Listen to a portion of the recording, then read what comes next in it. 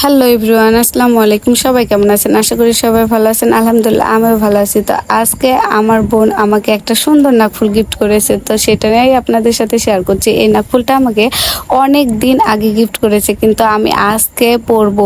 তো আমার অনেক শখ করছে যে আমি এই নাকফুলটা খুলে আমার বোন যেটা গিফট করেছে সেটাই পরবো। তো এটা আমার বিয়ের নাকফুল। আমার বিয়ের কিন্তু গত 5 বছর কাটিয়ে 6 বছরে ধাপ, মানে 6 বছর পূরণ হয়নি, 5 বছর পূরণ হয়ে 6 বছরে পুজো মানে পড়েছে আর কি।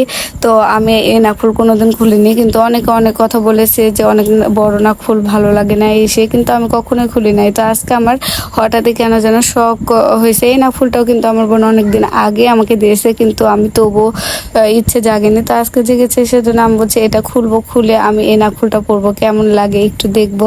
আসলে বড় নাকফুল পরে বড় মানে হচ্ছে নাকফুলের সাথে যেরকম ড্রেস পরে আমার না খুবই ভালো লাগে। কিন্তু তো আমি আসলে আমি না, আমার মেয়ে অনেক আগে একটা গিফট পেয়েছে, কিন্তু আপনাদের সাথে তেমনভাবে শেয়ার করা হয়নি। আজকে আবার শেয়ার করবো। এটা আমার বোন আমাকে গিফট করেছে, আর আমার মেয়েকে কি গিফট করেছে ওটা আজকে বলবো। তো এই তো এখানে একটা আংটি আছে। আংটিটা আসলে অনেক সুন্দর। বেশি না, আসলে বেশি সোনা নাই, এখানে খুব অল্প সোনার আংটি আছে।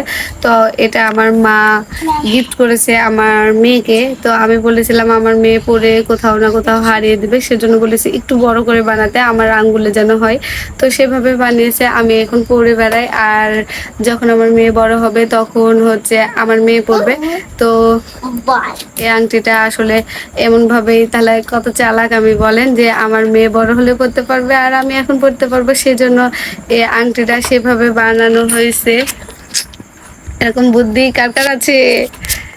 এই তো আংটিটা আজকে শেয়ার করে ফেললাম। এই আংটিটা আমার মেয়ের, আমার না, কিন্তু আমি পরে একটু ভাবনি। আসলে আমার আংটি পরতে খুব ভালো লাগে, সেজন্য পরি। তো আমার মেয়ে বড় হলে পরবে। তো আংটিটা খুব অল্প সোনায় কেমন হয়েছে অবশ্যই বলবেন। আর নাকফুলটা আমার কিন্তু সব থেকে বেশি এই নাকফুল গিফটটাই বেশি পছন্দ হয়েছে। তো টাটা।